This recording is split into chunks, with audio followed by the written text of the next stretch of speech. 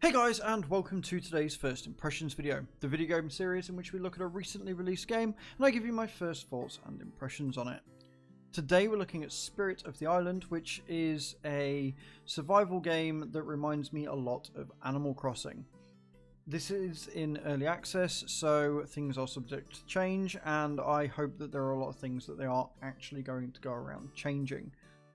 As always, we'll look at the options first, then I want to take you into the character customization when you first start the game, and then we'll play and I will explain some of the issues that I've got. On the whole, I think this is a really nice looking game, but mechanically it needs a bit of work to make it playable and enjoyable. So, without any further ado, let's jump straight into those options. So, with the options, it opens up with your language choice or preference. It's got a fair amount here. It's not a bad list by far, and English is obviously default. You then got your game options. It'd be nice if they had a label underneath or a label up here that would change when you select each different option, just to make it a bit more apparent which option it is that you are choosing. But you've got all your gameplay options here, so like your show XP per hit, auto item drag. This is off, even though it kind of feels like it's on. It's really weird. Your hour format, I really like the fact that they've got the 24-hour or 12-hour and then the region name as well. Your graphics options, this is where the game kind of lets itself down a little bit. Its base default resolution that it started me in was 1920 by 1080 50 Hz, which I thought was a bit weird.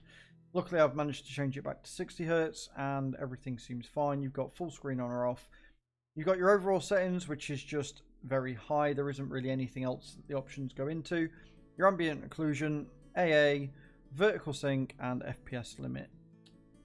Could be a few more options here, but the game isn't overly graphically taxing. Like, if you think about Animal Crossing and the fact that that's built for the Switch, it's a similar sort of vibe, so I'm not really expecting too much with the options. A few more graphical updates or options and preferences wouldn't be a bad thing and wouldn't hurt. And also change the default resolution to 1080 with 60 Hz. It's a bit weird that it sets it to 50.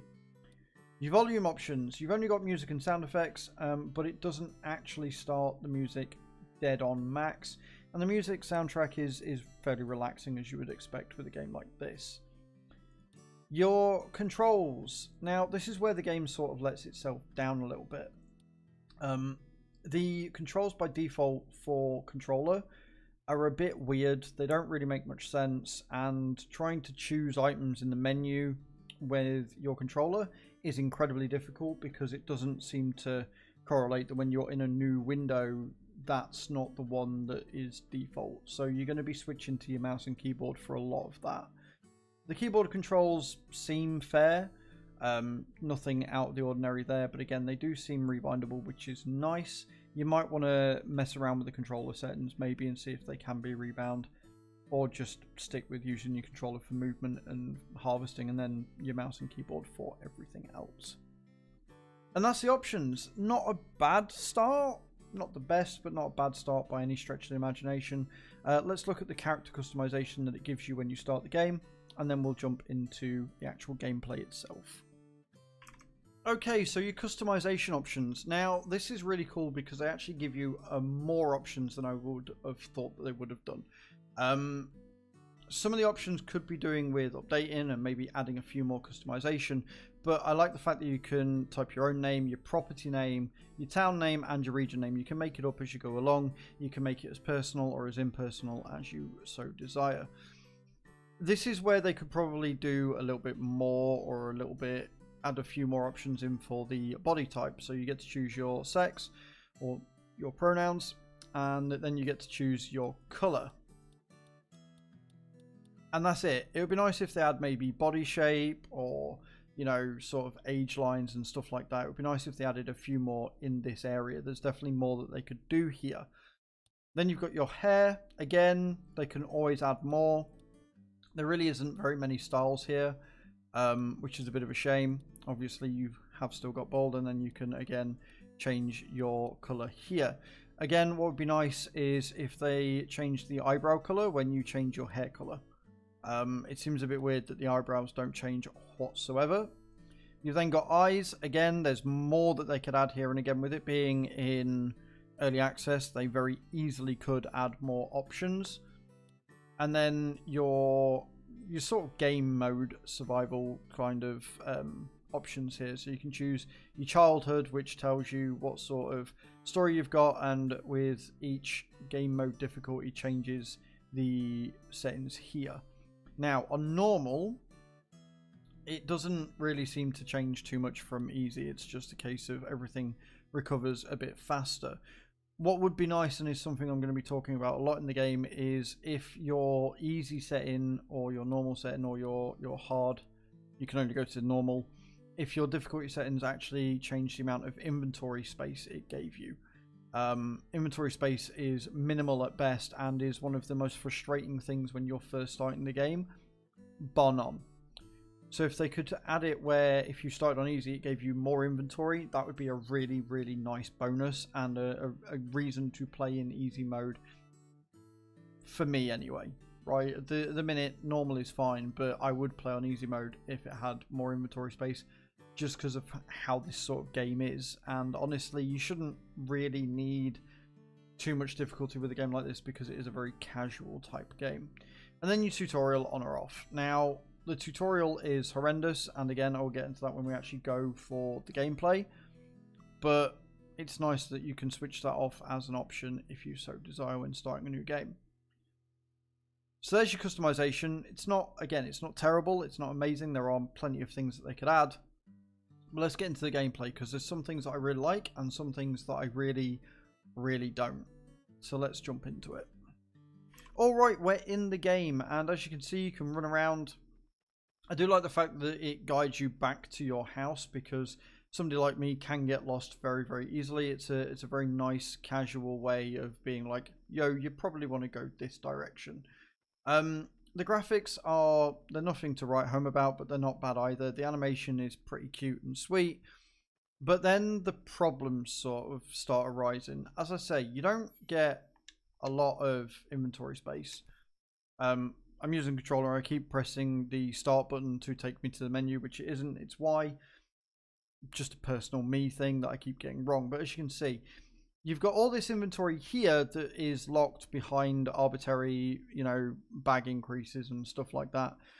And you really don't get a lot of space at all, because these should be in their own equipment slot, in my opinion. This should be separate from your inventory that you're carrying. I feel like these items here should be put in an equipment section of the game to keep it separate, so that you've got more room for materials early on, if they do indeed insist on doing this whole increasing your storage with arbitrary items and crafting and stuff. So that's the first issue, and it really is an issue because of what you need to make in order to continue the game, right? So as you can see in the tutorial on the right hand side, you need to build a furnace and you need to, create your first crop, sow and stuff. The problem with the tutorial is it doesn't actually tell you how to do that. And if we go to the workbench, you will see that there isn't actually a furnace here. Like, there's not an option to build one. So I don't know what I need to do for it. It just tells you to build a furnace so you can start making bigger and better items later on down the line. The other problem I've just noticed with the game as well is that if you save the game and log out, all of the inventory items or items that you've farmed out disappear. There was tons spraying all across my field and my home. Tons of items everywhere. They've completely gone since I logged out of the game. And that seems a little bit harsh, because I didn't have a choice but to drop them on the ground because I don't have the inventory space. So there's a few things that could probably do with changing. Like, the tutorial definitely needs a more of a how-to approach as opposed to just a list of do this thing, do that thing. I have no idea about farming basic crops. I know that I can harvest the things that are down here and get different materials, but I have no idea how to then sow and plant, because if I use the shovel, it just digs a hole and gives me some dirt and the hole disappears again. Then you've got this house that you can't seemingly do anything with. You've got a load of rubbish here. I'm assuming that I have to use the axe or the hammer or the machete even, or the shovel to take it out. I'm not entirely sure why you would do that instead of just having maybe a button to just pick it up and remove it, as opposed to having to physically sit there and have to like remove it with a shovel. And then obviously you can place items down in here. Everything tries to kill you in this game. The plants here, if you walk into them, you will take damage. You're going to have bees in each of the trees. They will try and kill you. You've got the fact that you need to eat, the fact that you need to drink, the fact that apparently I need to sleep, otherwise I will probably die. You've got these boxes in front which have no idea what they are. And then you've got a chest here, which I'm assuming has got some nice stuff in, but I wouldn't know because you need a key. And this is what I mean here with certain options where the controller just doesn't have any usefulness at all. There is no way of me selecting confirm. There's no way of me coming out of it. It's just a menu. If you're going to have controller support, you need to have reliable menu controller support as well. Luckily, the mouse and keyboard works just as well, and it's seamless between the switching of the two, but it would be nice if you didn't have to. So I've not really had the chance to really see what this game has to offer, because the tutorial needs work. As a new player to these sorts of games, it's not going to be obvious how to make a furnace or where you're going to get the furnace from, especially when it's not in the only place that seems to make sense, namely the workshop. It would be different if when you harvested new items would appear in the workshop, but it doesn't seem to be that's the case. It's just a list of everything that you can make, and the furnace isn't there. A list of materials, for example, in the tutorial on the right hand side of the screen of what I'd need to make the furnace would be a lot better, and then maybe a little tooltip saying go to workshop or go to X place on the map, just to give you a bit more guidance so that you can actually play the game. I've not really had a chance to see if there's anything else that's trying to kill you on the map. I don't know if there's other animals or if there's anything deadly out there, but with it being a survival, I'd assume that there probably is.